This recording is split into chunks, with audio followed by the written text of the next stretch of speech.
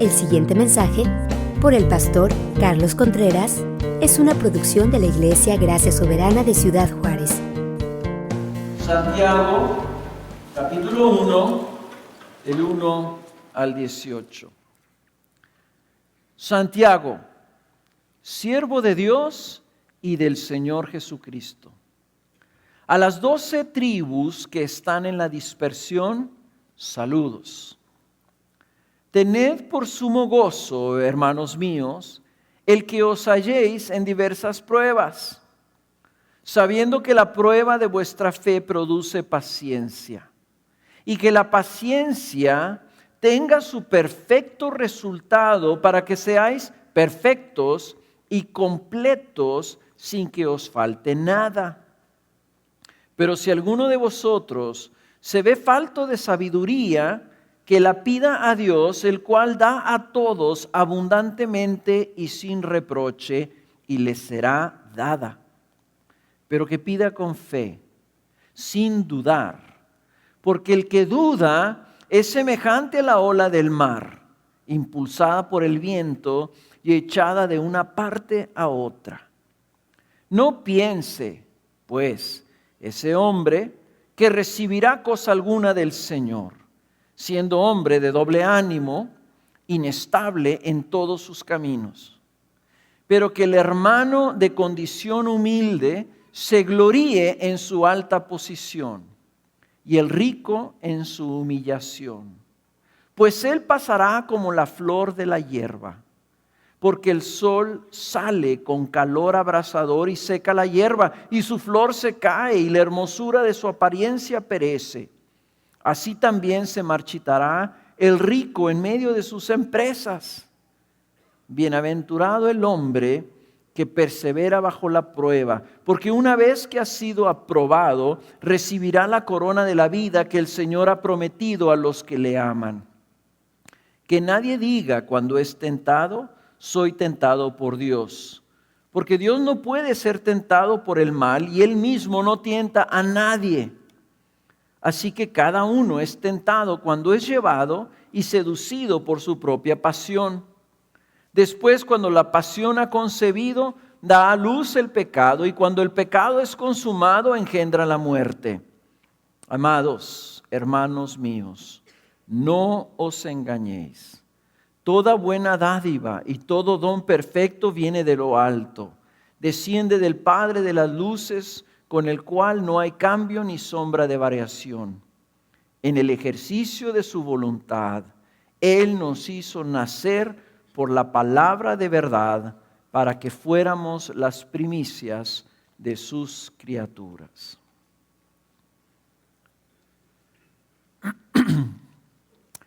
Santiago es un libro muy amado por los cristianos de la Biblia. Es uno de los libros más populares, es uno de los libros más citados, es uno de los libros más memorizados de la Biblia. Y la razón es que es un libro muy práctico, es un libro realmente fácil de comprender, no tiene cosas misteriosas, no tiene cosas difíciles. Es un libro que enfatiza la aplicación práctica de la palabra a nuestra vida. Y trata de muchas cosas. Es difícil de predicarlo porque Santiago como que está brincando de una cosa a otra y habla de los ricos y la sabiduría y de la fe y de la petición y de las pruebas. Y aquí en este pasaje vimos hay como 5 o 6 temas que pudiéramos nosotros sacarle de aquí. Está un poquito retador en ese sentido. Pero la ventaja que tiene Santiago es que para nosotros trae un complemento a lo que hemos estado nosotros viendo durante todo el año pasado, que es el Evangelio de Juan. El Evangelio de Juan, si ustedes recuerdan, ¿verdad? Estamos viendo la gloria de Jesús para que creyéramos en Él. Tratar de contemplar a Jesús para que al verlo, eso estimulara nuestra fe en Jesús como el Hijo de Dios. Y ahora vamos a ver que esa fe que nos llamaba Juan, que tuviéramos por Jesús, Santiago nos dice, ok, esa fe necesita verse en una manera específica de actuar. Santiago, este Santiago que escribió este libro, no es Santiago el hermano de Juan. ¿Ok? Si ustedes han leído el libro de Hechos, ese Santiago, hermano de Juan, Herodes le cortó la cabeza luego, cuando empezó la iglesia. Y se desató una persecución ahí contra los cristianos. Este Santiago, que no lo dice ahí, que lo pudiera haber dicho en el versículo 1, que se describe como siervo de Dios y del Señor Jesucristo, es el hermano de Jesús, hijo de José y María. Que si ustedes han leído en el Nuevo Testamento, en los Evangelios, no creía en Jesús, era de los que le echaba tierra a Jesús de que qué andaba haciendo. Pero también dice la Biblia que cuando resucitó el Señor se le apareció a su hermano. Y ahí, cuando se le apareció, su hermano creyó en él. Y vino a ser y es, en este entonces, ¿verdad?, uno de los 4 pilares sobre los que estaba desplantada la iglesia primitiva, la iglesia primera. Este es uno de los libros más antiguos de la Biblia. Del Nuevo Testamento. Fue escrito como unos 10 años, más o menos unos 10 años después que Jesús resucitó. O sea, es de los que están más cerquita del tiempo de Jesús caminando sobre la tierra. Y en ese sentido, es uno de los libros que junto con los libros de Pedro, de Pablo, de Juan, es el 4. Santiago fue líder en la iglesia. Pablo fue a hablar con él para ponerse de acuerdo sobre cómo iban a compartir el evangelio.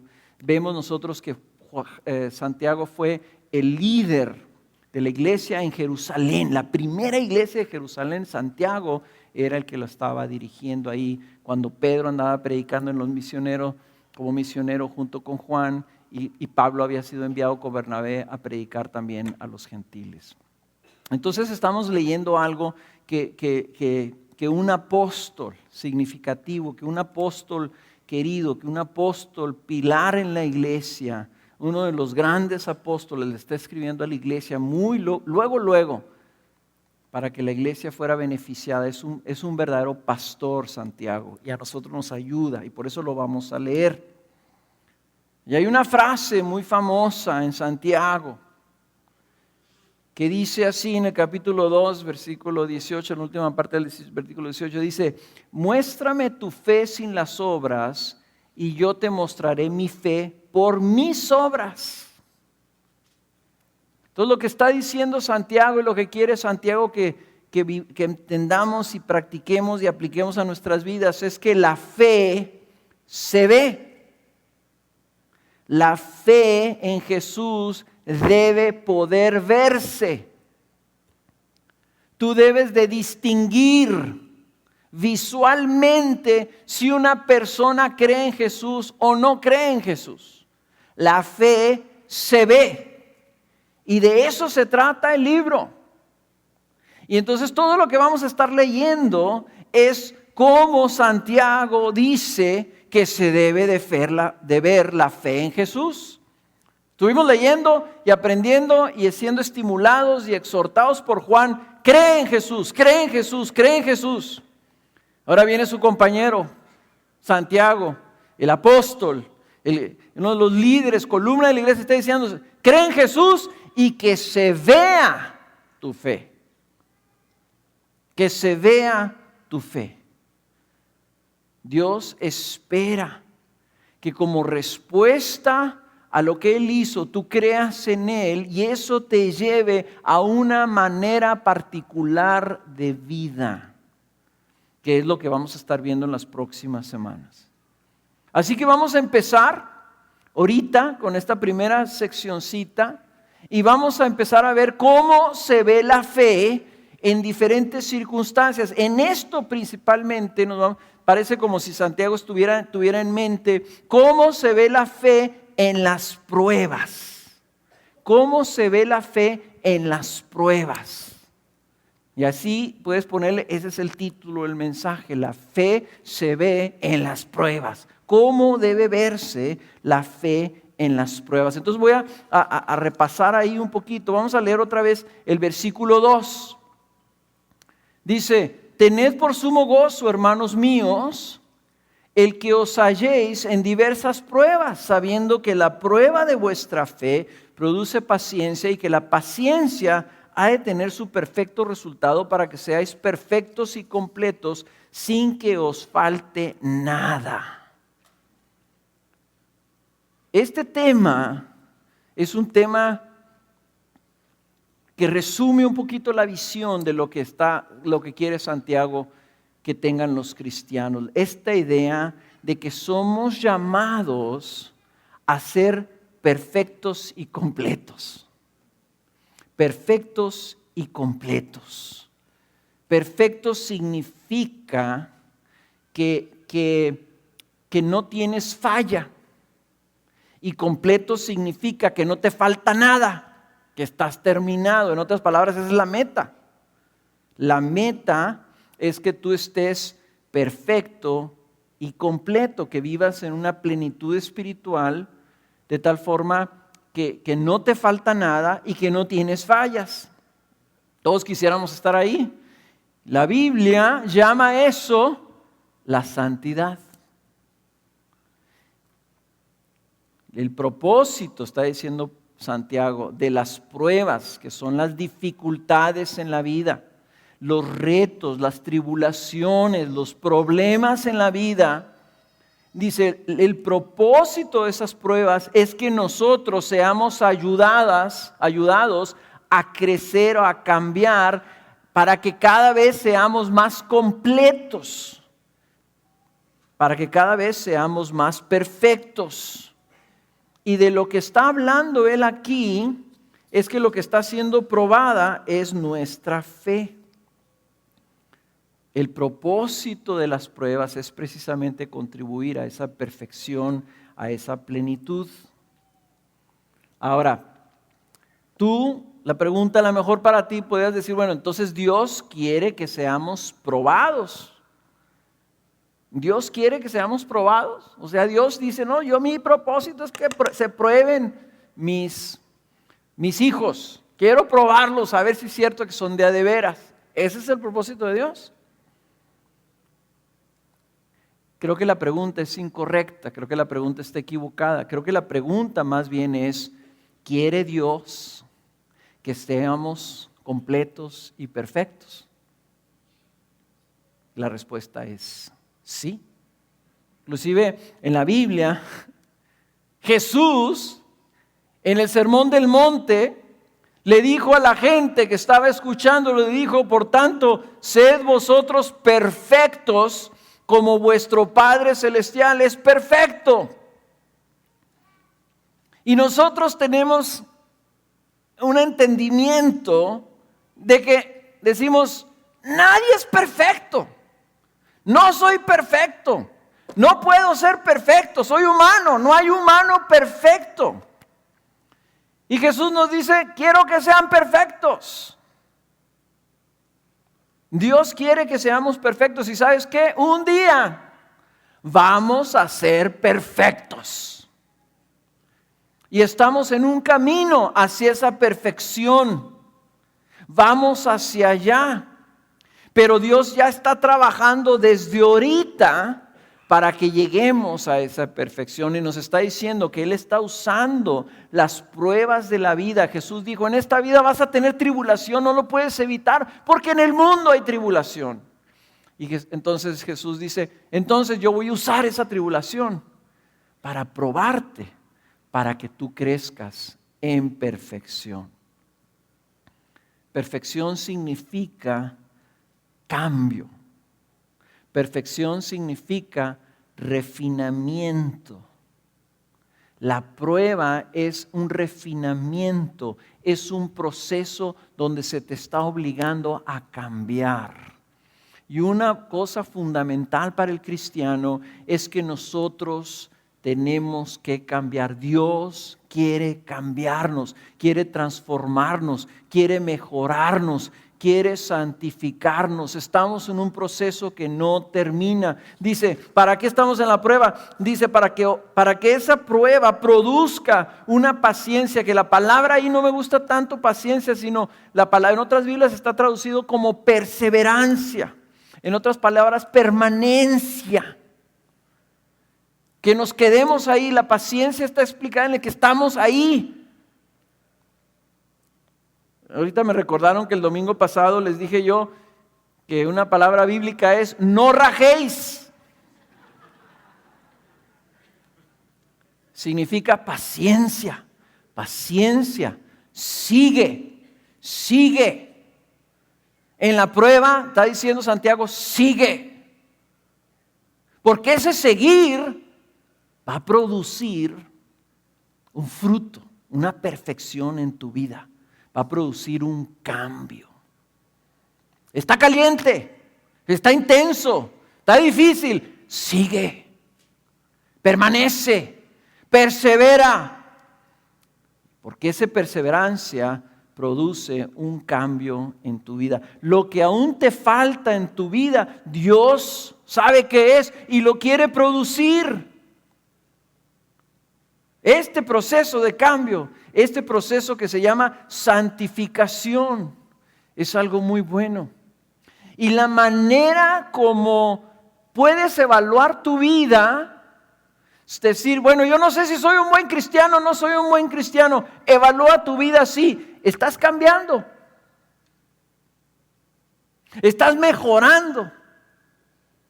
Si antes eras un cristiano como el queso ese, ¿cómo se llama el queso ese que tiene un chorro de hoyitos?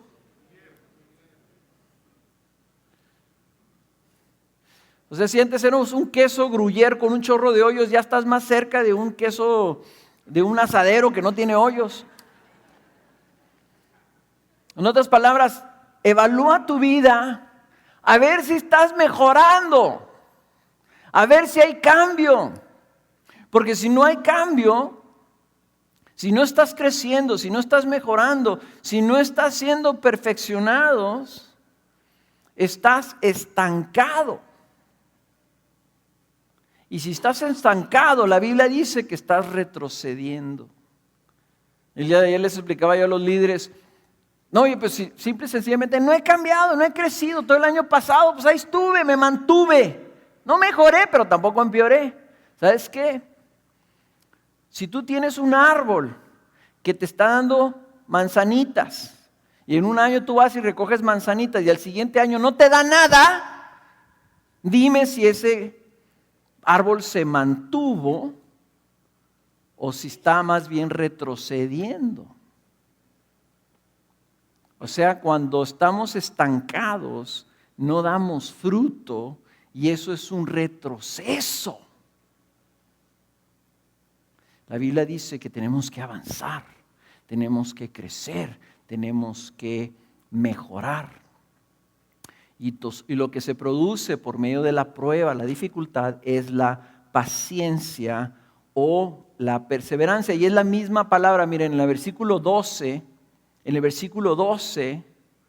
fíjense cómo lo pone aquí el apóstol, dice, bienaventurado el hombre que persevera bajo la prueba. Esa palabra persevera es la misma que en el versículo 3 se traduce como paciencia.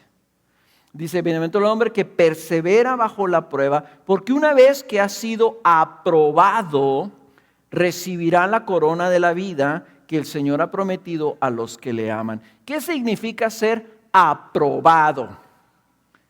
Que pasaste la prueba. Yo le pongo pruebas a mis alumnos y algunos salen tronados. No son aprobados. No aprendieron lo suficiente como para que se les ponga una calificación aprobatoria. Dice aquí, el que sale aprobado es el que persevera, el que se mantiene caminando, no retroceda. Ese es el aprobado. Y lo que está buscando el Señor es perseverancia. La ausencia de perseverancia significa retroceso, renuncia y se hace evidente por el estancamiento. Entonces el Señor sabe que si no hubiera dificultades, que si no hubiera retos, que si no hubiera todas estas cosas, estaríamos retrocediendo, estaríamos decayendo, y eso Él no lo quiere en nuestras vidas. Lo que Él quiere es que avances, y si es necesario va a permitir que esas dificultades, que de todas maneras van a venir, hermanos, porque así como la lluvia cae sobre buenos y malos y el sol sale sobre buenos y malos, los problemas vienen sobre buenos y malos.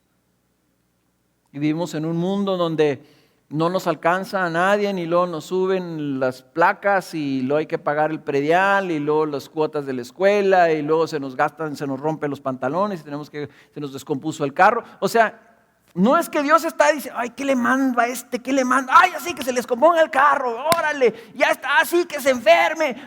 No, simple y sencillamente, en este mundo, dice Jesús, vas a tener tribulación.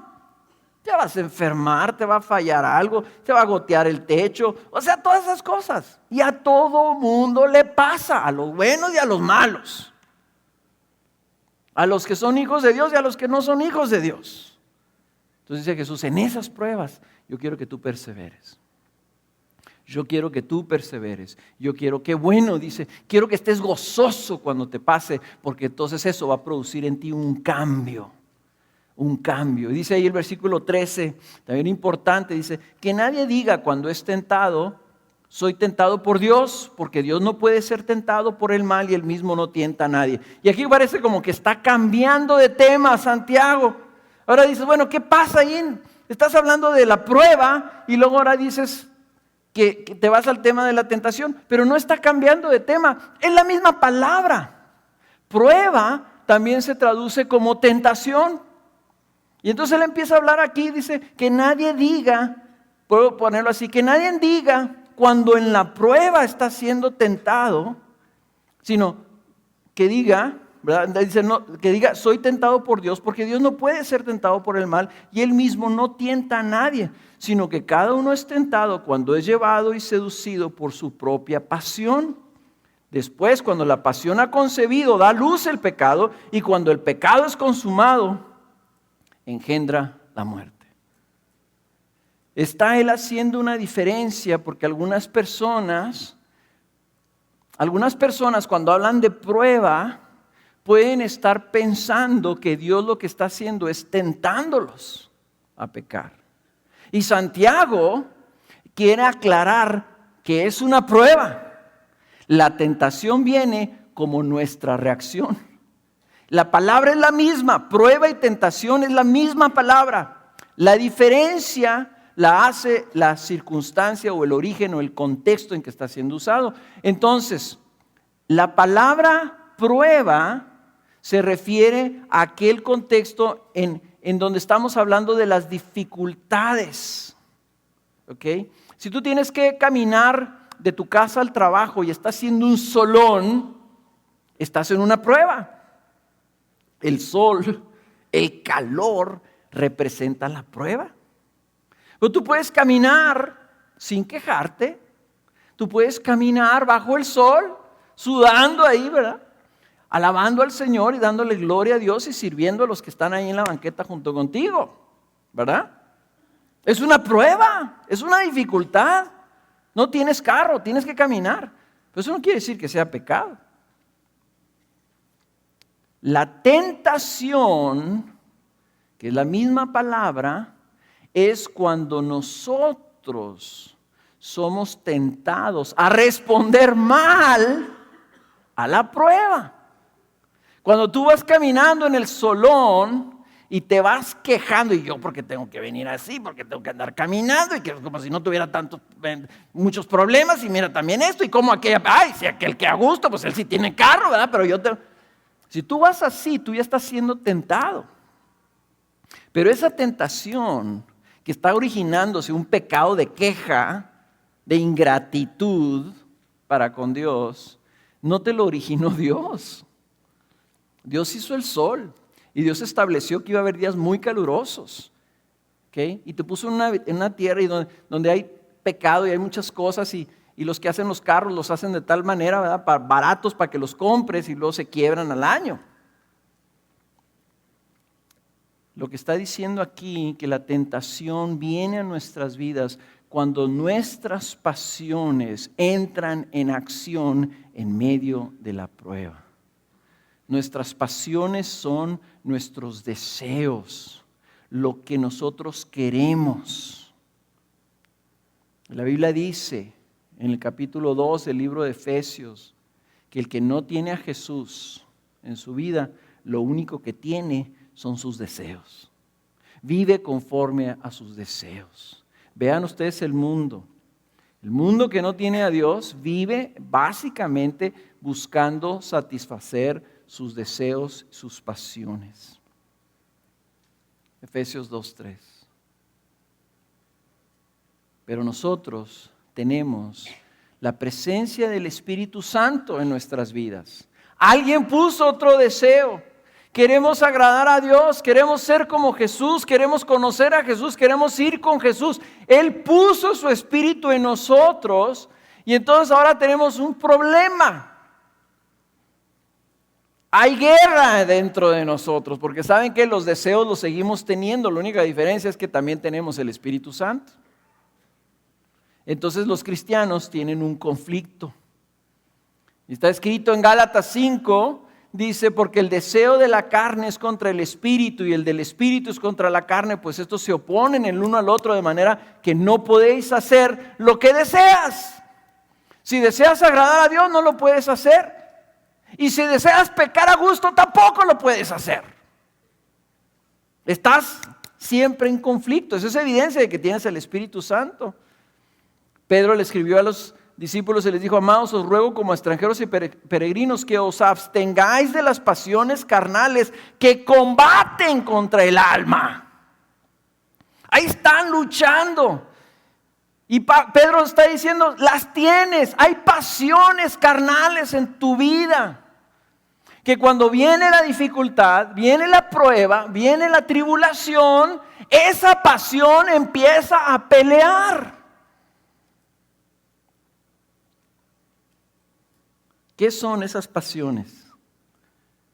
Pues son nuestros deseos de comodidad, de placer, de reconocimiento, nuestros deseos de las cosas, que se llama codicia, de satisfacción, etcétera. ¿Qué es lo que deseas?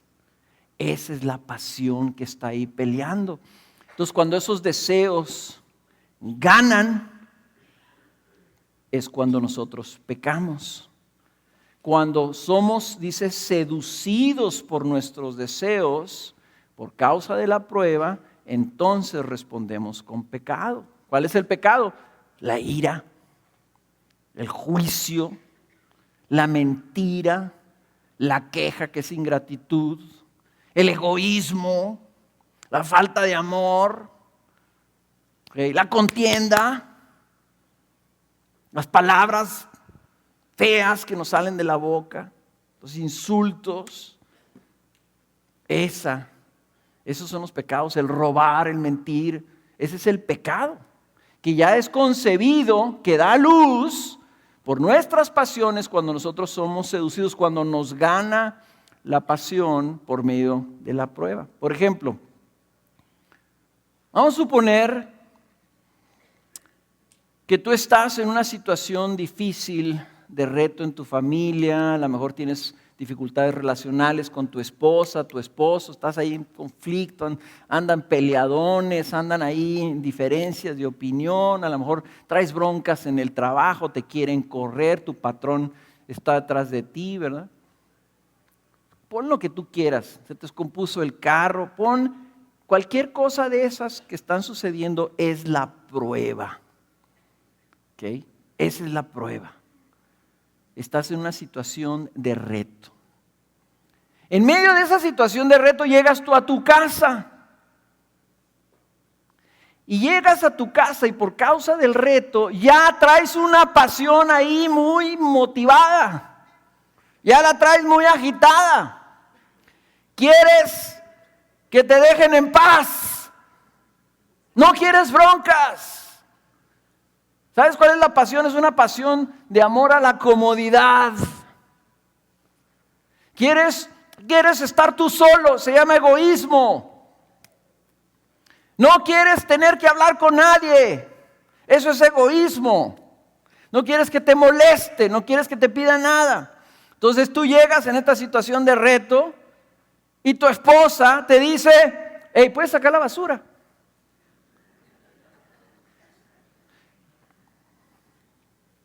Está el reto, está la prueba, está la tribulación, está la pasión ahí. Quiero que me dejen en paz, quiero estar solo, quiero disfrutar mi tarde, mi noche, quiero ver la tele, quiero comodidad, quiero placer, quiero satisfacción, quiero egoísmo. ¿Puedes sacarla? Papá, ¿me puedes ayudar con la tarea? ¿Ma? Entonces, ¿qué es lo que pasa? Pecas. Si te dejas llevar por la pasión, si no la identificas, pecas. ¿Se fue esta cosa o qué? Bueno, ¿me oyen? Oh, bueno. Es que se quedaron todos tan callados, dije, pues no me estarán oyendo. Pecas, te irritas. Dice, la ira del hombre no obra la justicia de Dios. Te irritas. Y le dices ahí una cosa fea a tu esposa. Es más, a lo mejor no se lo dices verbalmente, pero sacas la bolsa así arrastrándola, así, ojalá y se rompa la mugre esta para que tenga que trapear. O si atraviesa el perro, lo pateas.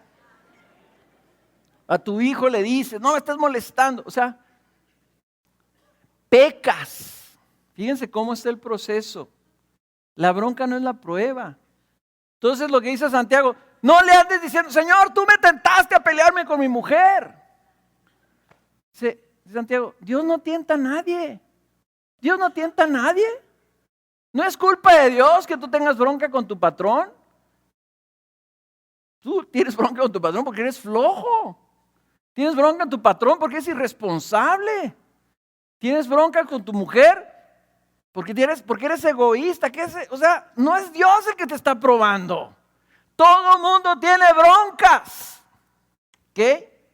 Hasta los pericos tienen broncas, están encerrados en una jaula. ¡Qué gacho! Todo mundo tiene problemas, todo mundo tiene tribulaciones, todo mundo tiene situaciones. Dios dice, esas pruebas son oportunidad a que tú perseveres y si perseveras vas a crecer. Santiago lo que quiere es que lo veas como una oportunidad. Como una oportunidad. Tienes broncas en el trabajo, tienes broncas con tu mujer, tienes broncas con tus papás, tienes broncas con el vecino. Es una oportunidad de crecer. Eso quiere Santiago que lo veas así. Y dice, gózate cuando estás en esa oportunidad porque puedes ser cada vez mejor, cada vez más perfecto. Puede haber un fruto. Y la respuesta está, no te dejes llevar por tus pasiones, sino más bien ten paciencia, ten paciencia, ten paciencia, persevera, sigue fiel, sigue fiel, sigue fiel. Y entonces puede ser que tú digas, pero ¿cómo le hago? Santiago, siendo apóstol, sabio, sabía que le ibas a hacer esa pregunta. ¿Pero cómo le hago, Santiago? Versículo 5. Está reburjadón, pero Santiago te está anticipando. Lo que pasa es que Santiago es así como que tiene attention deficit o algo, porque está así como que de una cosa a la otra. Entonces te pone la respuesta antes de la pregunta. Si alguno de vosotros se ve falto de sabiduría, que la pida a Dios, el cual da a todos abundantemente y sin reproche, y le será dada. ¿Cómo le hago? dice Santiago, pídele a Dios sabiduría. ¿Por qué? Porque no te puedo dar yo la respuesta. ¿Qué vas a hacer cuando tienes broncas en el trabajo? ¿Qué vas a hacer cuando se te escopone el carro? ¿Qué vas a hacer cuando tienes problemas con tu esposa o con tu esposo? ¿Qué vas a hacer cuando tienes problemas con tus hijos? ¿Qué vas a hacer cuando no te alcanza el dinero? ¿Qué vas a hacer cuando te quedas sin trabajo? Nadie podemos escribir una enciclopedia de soluciones para tus problemas en tu situación específica, con tus circunstancias específicas. El único que tiene la solución, ¿quién es? Dios. Entonces dice, pide la sabiduría. ¿Qué es la sabiduría? ¿Qué es la sabiduría? La sabiduría es una acumulación, lo vas acumulando, por eso cada vez vas siendo más perfecto. Pero es el discernimiento sobre cómo aplicar la verdad revelada de Dios, cómo la aplico a la circunstancia específica en la que yo me encuentro. ¿Cómo puedo aplicar la verdad? ¿Cómo puedo aplicar el hecho de lo que yo conozco de Dios, lo que conozco de sus caminos? ¿Cómo discierno o el discernir cómo tomo esas verdades o qué verdades tomo para aplicarla a mi situación específica? ¿Ok? Esa es la sabiduría. Es cómo puedo hacer un plan de acción correcto. ¿Cómo respondo? ¿Cuál es mi plan de acción correcto para lograr el fin deseado? El resultado que va a agradar a Dios y que va a hacer que Él me apruebe, me ponga la palomita. Bien hecho, lo hiciste bien. Esa es la sabiduría. La sabiduría humana es básicamente la acumulación de la intuición y los conocimientos o la experiencia que tiene o que va acumulando el hombre. El problema es que la sabiduría humana está severamente limitada porque no tiene la verdad de Dios. Nomás tiene la perspectiva humana. Entonces nos dice Santiago que las pruebas, las dificultades, las tentaciones deben de llevarnos a buscar obtener sabiduría. Fíjense cómo el apóstol Pablo oraba por los colosenses, y está repetida esta oración también en Efesios. Dice Colosenses 1:9, por esta razón también nosotros, desde el día en que lo supimos, o sea, desde el día que supimos que ustedes se hicieron cristianos, le dice Pablo a los colosenses, dice, no hemos cesado de orar por ustedes y de rogar que seáis llenos del conocimiento de su voluntad, que está aquí está la voluntad de Dios. Dice, seáis llenos del conocimiento de su voluntad en toda sabiduría y comprensión espiritual. Dice, para que andéis, para que caminéis, para que respondéis o dais, como es digno del Señor, agradándole en todo, dando fruto en toda buena obra y creciendo en el conocimiento de Dios. O sea, la sabiduría es lo que necesitamos. ¿Cómo vamos a aplicar? ¿Cómo vamos a aplicar? ¿Saben por qué queremos que la gran mayoría de esta congregación vaya a un grupo de casa? Porque esos grupos de casa, que tienen un nombre así genérico, grupo de casa, podríamos llamarlos grupos de búsqueda de sabiduría. ¿Para eso son? Para decir, ¿qué dice la Biblia? ¿Qué nos dijeron los pastores en las predicaciones? Y ahora, ¿cómo lo aplico yo? Juan, Felipe, María, Rosa. No estoy diciendo nada de los nombres esos modernos ahora que se llaman, las niñas ahora tienen unos nombres que yo digo, bueno, ¿quién inventa estas cosas? Ya no hay Rosas, ya no hay Lupes, ya no hay...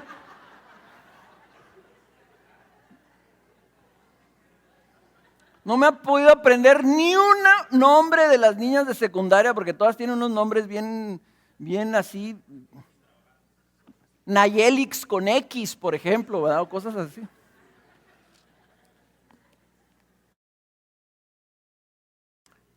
¿Cómo? La verdad la puede tomar Rosa y aplicarla para la circunstancia, para la prueba que ella está viviendo en ese momento. Y cómo esa verdad la puede aplicar Juan, que está sentado enseguida de ella, o ese matrimonio, o ese joven, o ese hijo que está ahí, o esa madre soltera, o esa viuda, o ese anciano. Circunstancias totalmente diversas, pero la misma verdad, con la sabiduría de Dios, se puede aplicar. Entonces, una de las cosas que debe suceder mucho en los grupos de casa, ¿qué es? Oración. Porque van a llegar ahí los hermanos, van a decir, ¿y cómo le hago yo? Y que no haya muchos hermanos que digan, no, mira, lo que tú debes hacer es esto y esto y esto otro. Es sabiduría humana. Lo que deben hacer esos hermanos es decir, hermana, vamos a orar por usted.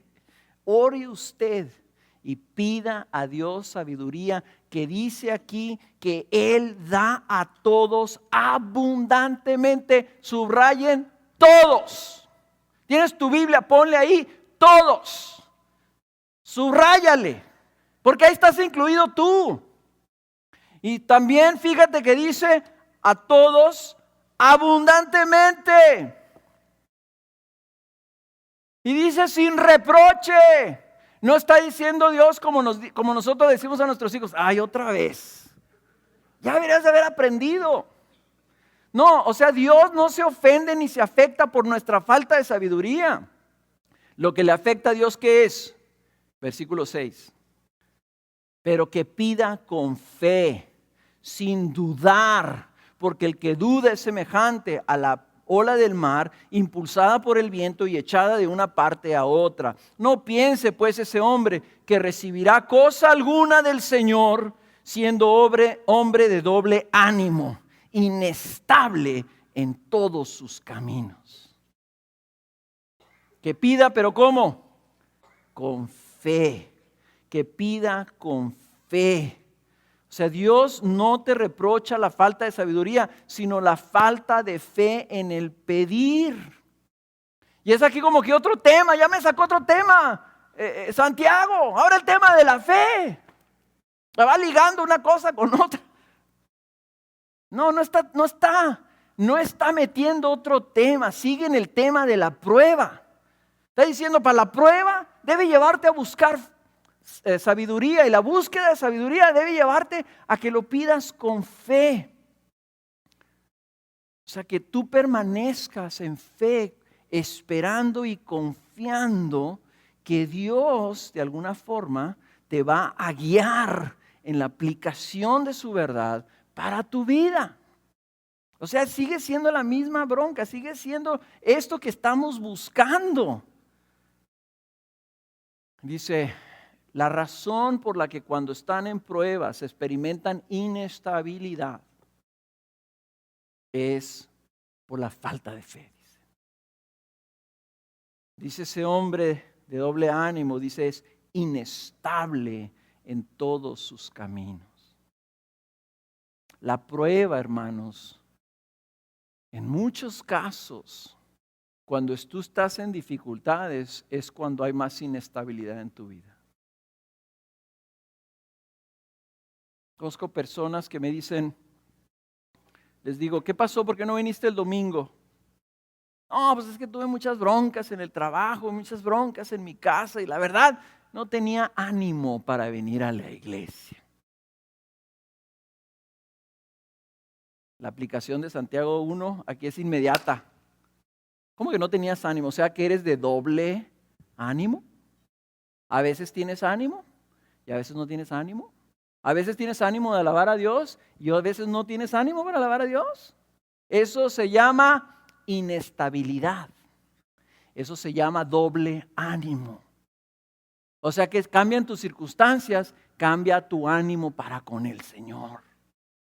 Y la raíz dice, no tienes fe. No tienes fe de que esa dificultad en tu vida Dios la está permitiendo para producir algo bueno en ti, para perfeccionarte. Tú, ay, qué mala onda.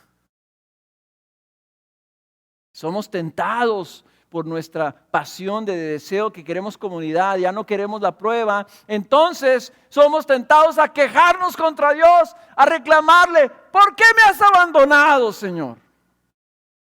¿Por qué no me respondes? ¿Por qué me permites sufrir y experimentar este dolor? Dice el Señor, eso es doble ánimo. Y lo trágico, hermanos, es que dice la persona de doble ánimo, dice que no espere recibir nada de parte de Dios.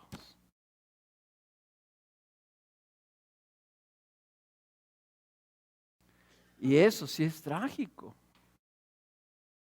Porque a lo mejor, fíjese, vamos a suponer, una de las pruebas más difíciles que hay, por ejemplo, es el no tener trabajo.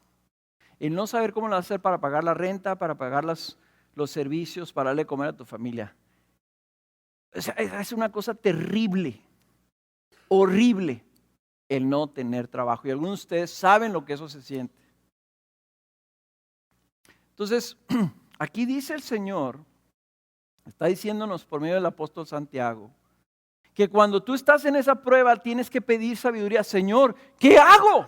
No, tampoco no es lo que oran todos los que no tienen trabajo. Señor, ¿qué hago? ¿Qué hago? Vienen ante el Señor, Señor, ¿qué hago? Dice, pide con fe. Él da a todos abundantemente. No te lo va a reprochar. Pide ahí y permanece. Ten paciencia. Persevera. Pero ¿qué hacemos? ¿Qué hago, Señor? Y luego, como no se resuelve, le decimos ¿qué hago? Pero queremos que se resuelva, que se nos quite la prueba.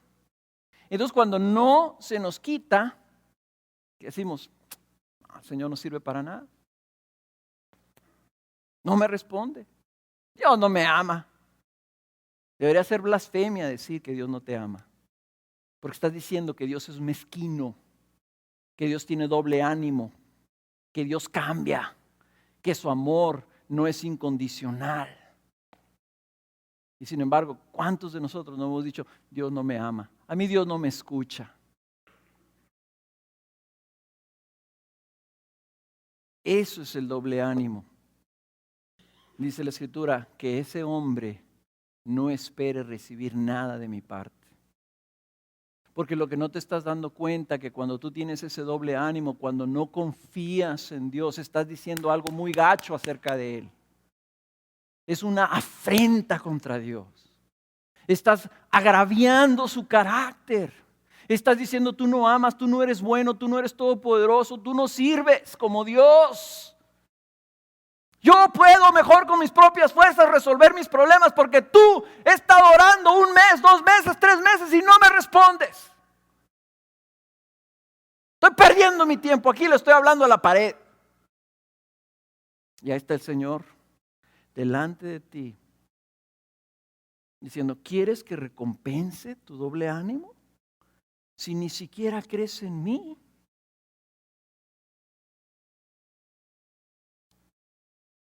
Fíjense lo que dice Hebreos acerca de la fe. Hebreos capítulo 10, versículo 36.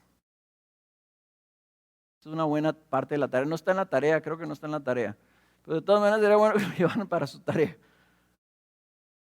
Dice, porque tenéis necesidad de paciencia, para que cuando hayáis hecho la voluntad de Dios, obtengáis la promesa. Porque dentro de muy poco tiempo el que ha de venir vendrá, y no tardará, mas mi justo vivirá por la fe. Y si retrocede, mi alma no se complacerá en él. Y luego dice el autor de Hebreos, pero nosotros no somos de los que retroceden para perdición, sino de los que tienen fe para la preservación del alma. Por eso es que yo digo que para el cristiano la mayor virtud no es el portarte bien o como quieras llamarle, ¿verdad? La honestidad o la disciplina. La mayor virtud es la perseverancia. Es el permanecer, el estar paciente. El Señor no tardará, el que ha de venir vendrá. Dice, cuando hayáis hecho la voluntad de Dios, ¿cuál es la voluntad de Dios? Persevera. Mi alma se complace con el que permanece. Sin doble ánimo, sin dudar. Dice, cuando hayas hecho la voluntad de Dios, dice, obtendréis la promesa. Fíjense entonces por qué necesitamos sabiduría. Ve tu vida. ¿Hay inestabilidad en tu vida? ¿Te sientes estancado? ¿No avanzas? ¿Tus relaciones suben y bajan como el mar, como las olas? ¿Tu vida con el Señor también es así? Vienes de repente y luego se retira la marea y se va la ola y te vas. Y luego otra vez te pasa otra bronca y ahí vienes otra vez. Y luego ahorita te vas. Vas a tu grupo de casa 3 semanas y luego faltas 4. ¿Es tu vida así como las olas que van y vienen, que suben y bajan? Dice, el problema es que no estás creyendo. La fe es aquella que espera, que confía y no se mueve, no retrocede, no se echa para atrás, no rajéis.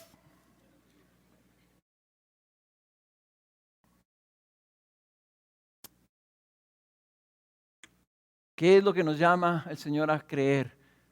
Que cantábamos que Él es bueno, que Él es santo. No se va a rebajar Dios a negociar contigo a tu nivel. Él lo que quiere es que tú permanezcas para que tú subas a su nivel. Sed perfectos como Él es perfecto. No quieras que Dios se rebaje para que sea imperfecto como tú eres. Por eso no puede bendecirte. Porque Él es Dios, no puede negociar su posición. Si yo voy a responder, pero necesito que tú confíes en mí. ¿Cómo se ve la fe en las pruebas entonces? Se ve en esa dependencia.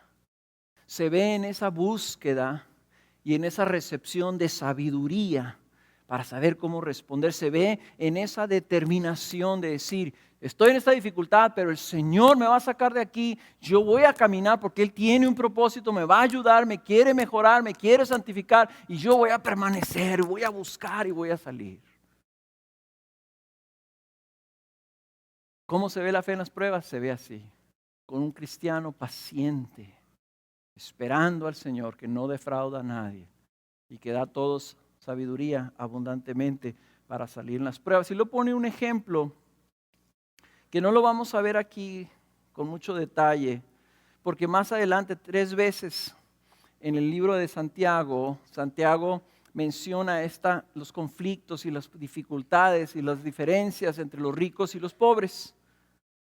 Entonces no lo vamos a ver mucho aquí porque lo vamos a ver más a detalle, pero se me figura como que él está poniendo un ejemplo, por ejemplo,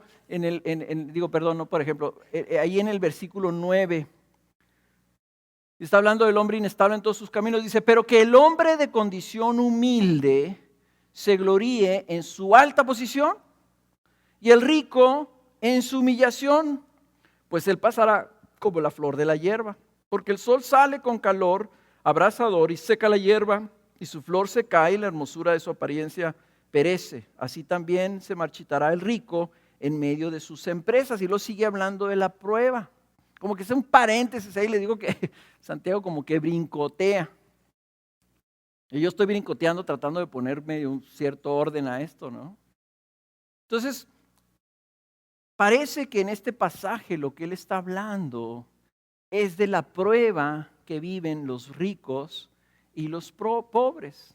Aquí está hablando de 2 cristianos. Algunos piensan que el cristiano es el pobre y el rico es el no cristiano, porque en esta época esto fue escrito a los judíos que se habían convertido al cristianismo. Los primeros cristianos eran judíos y al convertirse experimentaban pobreza, porque perdían sus posesiones, perdían su familia, perdían su identidad, eran repudiados, eran perseguidos, y entonces no había cristianos ricos. Pero no, más bien yo quiero pensar que está hablando de dos cristianos, uno rico y uno pobre. Y lo que está diciendo que ambos tienen tentación. Y saben una cosa, la pobreza es una prueba y la riqueza es una prueba. Las dos. Y algunos dicen que la riqueza es una prueba más difícil que la pobreza. Y David, que era muy sabio, dijo: Señor, que no me hagas ni pobre ni rico, en medio, para no tener prueba. Cuando fue pobre la hizo bien, cuando fue rico la torció.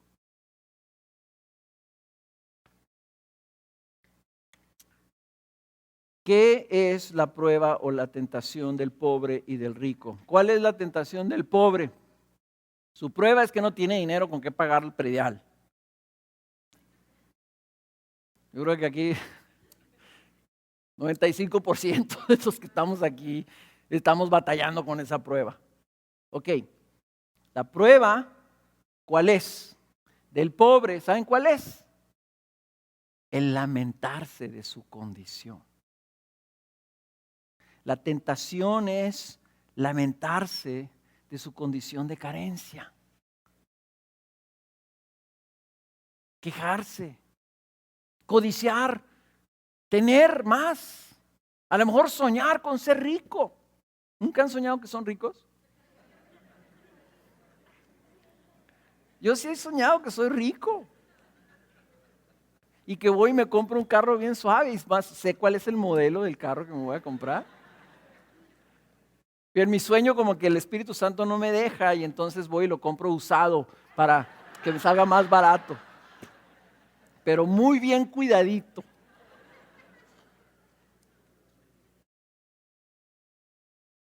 El otro día que andábamos de viaje, no me acuerdo dónde andábamos, y anduvimos viendo, y varios de esos carros, y les decía yo, andaba con unos muchachos y les decía yo: mira, este carro vale tanto. Obviamente es un carro que solamente una persona muy rica puede comprar, y vimos como 3. Andábamos en un lugar donde había muchos ricos. Entonces la tentación del pobre es lamentarse. Cuando tú te lamentas, cuando tú te quejas, cuando tú codicias y quisieras y sueñas en una fantasía de tener más dinero, lo que estás haciendo es que no estás siendo agradecido por la posición en la que el Señor te ha perdido. En otras palabras, las cuerdas de tu tienda, las cuerdas de medición del lote que Dios te dio, no están siendo un lugar agradable para ti.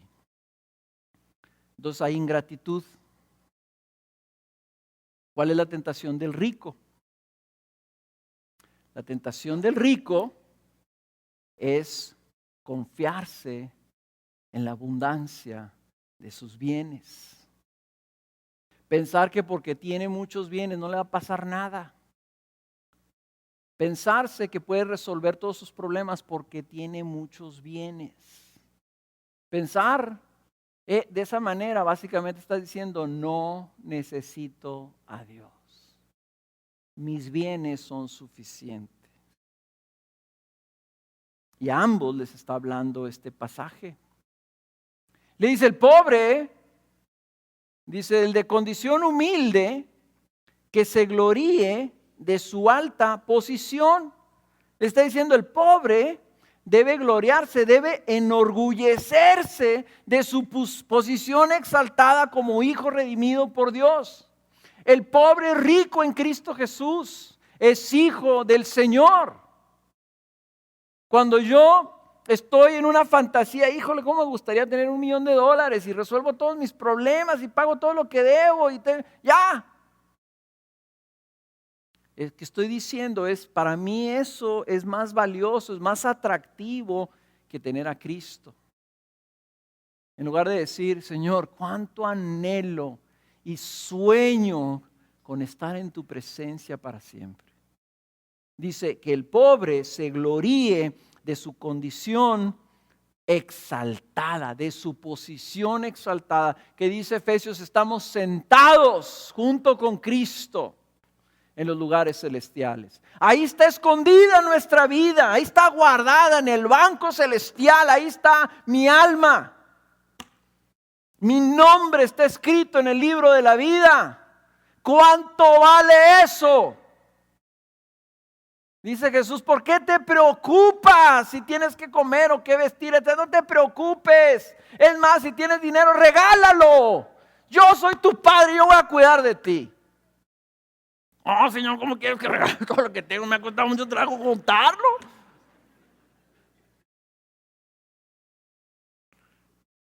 ¿Y qué le dice al rico? Dice al rico, el rico debe gloriarse de su humillación. ¿Cómo que debe enorgullecerse de su humillación? Lo que está hablando es que el rico dice, es igual de mortal que el pobre. En las funerarias se entierran igual ricos y pobres. Nomás al pobre lo entierran en una caja de lámina y al rico en una de madera barnizada. Pero los dos van al hoyo igual. Dice, el sol sale con calor abrasador y seca la hierba y su flor se cae y la hermosura de su apariencia perece. Así también se marchitará el rico en medio de sus empresas. Entonces dice, enorgullécete de eso, dice. Puede ser que tengas mucho dinero, dice, pero al final de cuentas, que tu orgullo sea que eres igual que los demás. Que ese sea tu orgullo. Que tú también te vas a morir y no te vas a poder llevar ni un centavo. Tu vida va a pasar y tus riquezas no lo pueden evitar para nada. Entonces enorgullécete de eso. Que tu esperanza también está en Cristo Jesús. Que al final de cuentas tu destino va a ser en lo que suceda después de que tú perezcas. Entonces, ¿cómo se ve tu fe? ¿Cómo se ve la fe en las dificultades económicas, en las pruebas económicas? Pues en el que no tiene, su fe debe estar basada en su postura delante de Dios. Y en el que sí tiene, también está en una prueba. Aguas.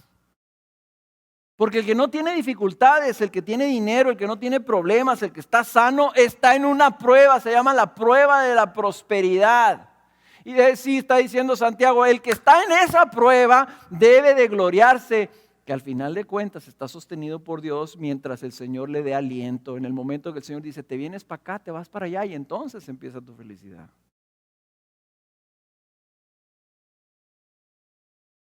Conclusión. Versículo 16. Amados hermanos míos, no os engañéis. Cuando escuchen esta palabra, no os engañéis, dice, no te hagas tonto solo. Eso quiere decir, amados hermanos míos, no se hagan tontos. Toda buena dádiva, todo don perfecto, viene de lo alto, desciende del Padre de las luces, con el cual no hay cambio ni sombra de variación. En el ejercicio de su voluntad. A mí me encantaría ahí agregarle el ejercicio de su bendita y gloriosa voluntad. Él nos hizo nacer por la palabra de verdad para que fuéramos las primicias de sus criaturas. Santiago les está diciendo, miren, no se hagan tontos, hermanos. En este mundo vas a tener pruebas. Pon tus ojos en el don perfecto, en la bondad que viene de Dios. Porque de Él viene toda cosa buena. Toda cosa buena viene y desciende de nuestro Padre. Y les dice, y como prueba de eso, dice que Él, en el ejercicio de su perfecta voluntad, sin que nadie le dijera lo que tenía que hacer, sin ninguna obligación, sin ninguna presión, totalmente incondicional, Él nos hizo nacer por medio de su palabra, para que fuéramos los privilegiados hijos de Él. Las primicias significa los privilegiados, los preferidos de sus criaturas. Está hablando de que el Señor nos eligió, que el Señor nos salvó, el Señor nos llamó, no por algo que nosotros hayamos hecho, sino en el ejercicio de su voluntad. Tuvo buena voluntad para contigo. Si tú estás en Cristo Jesús, si tú tienes a Cristo, quiere decir que Dios ya mostró su bondad contigo y te hizo de los privilegiados, de los preferidos de sus hijos. Entonces dice, si todo don perfecto viene de Dios, ya Él te lo demostró haciendo esto en tu vida, puedes permanecer confiando que ese Dios seguirá siendo bueno contigo. Pero no tengo trabajo. Pero Dios va a seguir siendo bueno contigo si tú tienes paciencia. Pero estoy enfermo, o mi ser querido está enfermo. Ese Dios sigue siendo bueno y va a seguir siendo bueno contigo. Aún el hecho que estás sufriendo ahorita porque un ser querido tuyo está enfermo. Pero no tengo que pagar el predial. Pues dice la Escritura que tú perseveres, porque es una prueba. Es una prueba, eso es todo lo que es. Tu fe está siendo probada. A ver si tú vas a seguir confiando en Dios. Y cada vez que las circunstancias de la vida vienen y prueban tu fe, es una oportunidad de crecer, de ser perfecto, de hacer la voluntad de Dios y de probar la bondad de Dios de una manera nueva y fresca. Esperamos haya sido de bendición.